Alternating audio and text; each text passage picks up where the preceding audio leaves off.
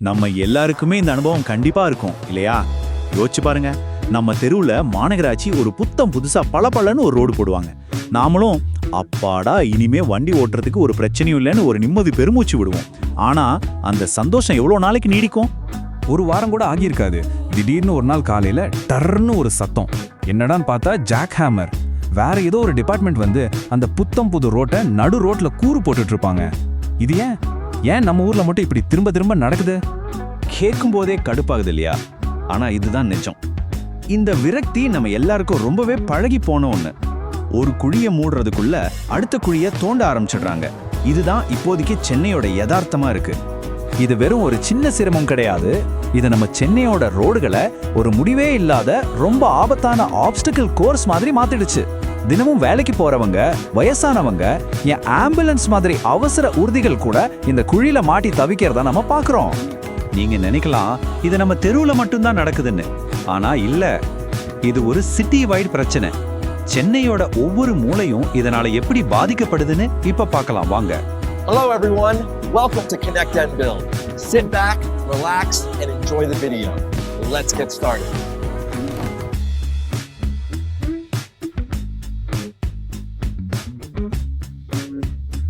Like, share, and subscribe to Connect and Build. I have already done. Did you guys subscribe?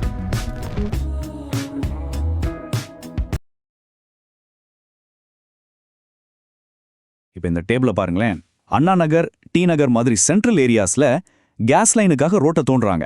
சரி, அங்கதான் அப்படின்னா ID corridor பக்கம் வேளச்சேரி, துரைப்பாக்கம்ல பாத்தீங்கன்னா metro water அவங்க பங்குக்கு தோன்றாங்க. இன்னும் கொடுமை என்னன்னா, வட சென்னையில திருவொற்றியூர், எண்ணூர் பகுதியில் தோண்டின பள்ளத்தை வெறும் குப்பையில வச்சு மூடிட்டு போயிடுறாங்க. சோ சுருக்கமா சொல்லணும்னா, சென்னையில எந்த ஏரியாவும் இதுக்கு தப்பல. அப்போ சரி, இதுக்கு உண்மையான காரணம் என்ன? யார் மேல தப்பு? பிரச்சனையோட ஆணிவேர் எங்க இருக்குன்னு பார்த்தா ஒரே ஒரு வார்த்தை தான்: ஒருங்கிணைப்பு இல்லாமை. அதாவது கம்யூனிகேஷன் கேப். சம்பந்தப்பட்ட டிபார்ட்மெண்ட்ஸ்குள்ள எந்த ஒரு கோஆர்டினேஷனுமே கிடையாது. இந்த கதையில முக்கியமான 3 கேரக்டர்ஸ் இருக்காங்க. யாருன்னா, நம்ம சென்னை கார்ப்பரேஷன் அதாவது ஜிசிசி, 2வது டான்ஜென்ட்கோ அதாவது நம்ம எலக்ட்ரிசிட்டி போர்டு, 3வது மெட்ரோ வாட்டர் சிஎம்டபிள்யூஎஸ்பி. இவங்க 3 பேருக்கும் நடுவுல சரியான பிளானிங் இல்லாதது தான் இந்த எல்லா குழப்பத்துக்கும் காரணம். இந்த சைக்கிள் எப்படி வேலை செய்யுதுன்னு பாருங்க. ஸ்டெப் 1, கார்ப்பரேஷன் நம்ம வரி பணத்துல புது ரோடு போடுவாங்க. ஸ்டெப் 2, கொஞ்ச நாள்ல இபி டிபார்ட்மெண்ட் வந்து அவங்க கேபிளுக்காக தோண்டுவாங்க. ஸ்டெப் 3, அவங்க போனதும் மெட்ரோ வாட்டர் வந்து அவங்க பைப்புக்காக அதே ரோட்டை தோண்டுவாங்க. கடைசி ஸ்டெப் என்ன? அந்த ரோடு குண்டும் குழியுமா பாழா போயிடும். நம்ம பணம் அதுவும் அந்த குழியோட குழியா புதஞ்சிரும். இதுல இன்னொரு டெக்னிக்கல் விஷயமும் இருக்கு. அதுக்கு பேரு மில்லிங். சிம்பிளா சொல்லணும்னா, புதுசா தார் போடுறதுக்கு முன்னாடி ஏற்கனவே இருக்கிற பழைய டேமேஜ் ஆன தாரை சுரண்டி எடுக்கணும். இதுதான் ரூல். ஆனா பல கான்ட்ராக்டர்ஸ் காசை மிச்சம் பண்ண அந்த பழைய ரோடு மேலேயே புதுசா தார் ஊத்திடுறாங்க. இதனால என்ன ஆகும்? ரோடு உயரம் அதிகமாயிட்டே போகும். அப்புறம் மழை பெஞ்சா தண்ணி எல்லாம் ரோட்ல இருந்து நம்ம வீட்டுக்குள்ள தான் வரும். சரி, இவ்வளவு நேரம் பிரச்சனைய பத்தி பேசிட்டோம். புலம்பிட்டே இருந்தா போதுமா? இதுக்கு ஒரு சொல்யூஷனே கிடையாதா? கண்டிப்பா இருக்கு. ரொம்ப சிம்பிளான மாடர்ன் டெக்னாலஜியை யூஸ் பண்ற தீர்வுகள் இருக்கு. அதை பத்தி இப்ப பார்க்கலாம் வாங்க. இப்ப நாம ஃபாலோ பண்றது பழைய மெத்தட். அதாவது எல்லா கேபிள், பைப் எல்லாத்தையும் ரோடுக்கு அடியில நேரடியா புதைச்சிடுறது. அதனால ரிப்பேர்னா ரோட்டை வெட்டி தான் ஆகணும்.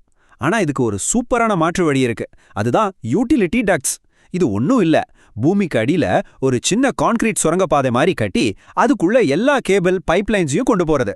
இதுல ஏதாவது ரிப்பேர்னா சைட்ல இருக்கிற மேன்ஹோலை திறந்து சரி பண்ணிக்கலாம். ரோட்டை ஒரு இன்ச் கூட தோண்ட வேண்டிய அவசியமே இல்ல. அப்போ இந்த பிரச்சனைக்கு ஒரு நிரந்தர தீர்வு வேணும்னா 3 விஷயத்த நாம செஞ்சே ஆகணும். 1, இந்த மாதிரி யூட்டிலிட்டி காரிடார்ஸை கட்டாடமாக்கணும். 2, நோ கட் பாலிசி, அதாவது ரோட்டை வெட்டக்கூடாதுன்னு ஒரு தடையை கொண்டு வரணும். 3, கான்ட்ராக்டர்ஸை ரொம்ப கண்டிப்பா பொறுப்பேற்க வைக்கணும். அப்படின்னா என்ன இந்த நோ கட் பாலிசி? ரொம்ப சிம்பிள். ஒரு புது ரோடு போட்டா அடுத்த 1-2 வருஷத்துக்கு ரொம்ப எமர்ஜென்சியை தவிர யாரும் அந்த தோண்டக்கூடாது. இதுக்கு என்ன பண்ணணும்னா, ரோடு போடுறதுக்கு முன்னாடியே கார்ப்பரேஷன், இபி, மெட்ரோ வாட்டர் எல்லாரும் ஒன்னா உட்காந்து பேசி அவங்க வேலையெல்லாம் முடிச்சிடணும். எல்லா டிபார்ட்மெண்ட்டும் எங்களுக்கு இந்த ரோட்டுக்கு அடையில எந்த வேலையும் பாக்கி இல்லைன்னு ஒரு என்ஓசி அதாவது தடையில்லா சான்றிதழ் கொடுத்ததுக்கு அப்புறம் தான் ரோடு போடுறதுக்கே பெர்மிஷன் கொடுக்கணும். இதுல ரொம்ப முக்கியமான பாயிண்ட் இதுதான். ஒருவேளை ஏதாவது காரணத்துக்காக ரோட்டை தோண்ட பெர்மிஷன் கொடுத்தாலும் அந்த வேலையை செய்யற கான்ட்ராக்டர் அடுத்த 3 வருஷத்துக்கு அந்த இடத்த பராமரிக்கணும்னு கேரண்டி கொடுக்கணும்.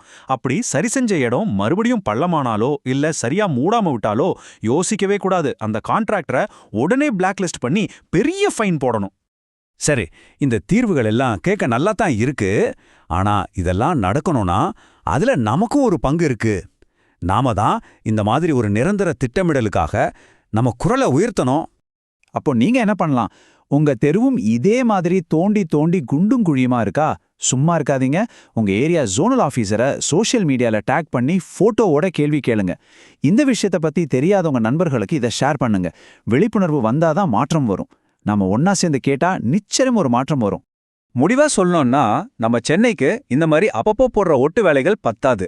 இதை விட ஒரு நல்ல இன்ஃப்ராஸ்ட்ரக்சருக்கு நம்ம ஊர் தகுதியானது. நமக்கு தேவை டெம்பரரி ஃபிக்ஸ் கிடையாது, ஒரு நிரந்தரமான தொலைநோக்கு பார்வை கொண்ட பிளானிங். இப்போ கேள்வி இதுதான், நாம இந்த ஒட்டு வேலை போடுற பாதையிலேயே தொடர்ந்து போக போறோமா இல்ல உண்மையான முன்னேற்றத்தை நோக்கி நகர போறோமா? சென்னை எதை தேர்ந்தெடுக்க போகுது? இந்த முடிவை எடுக்க வேண்டியது அதிகாரிகள். ஆனா அதை எடுக்க வைக்க வேண்டிய பொறுப்பு நம்ம கிட்ட தான் இருக்கு.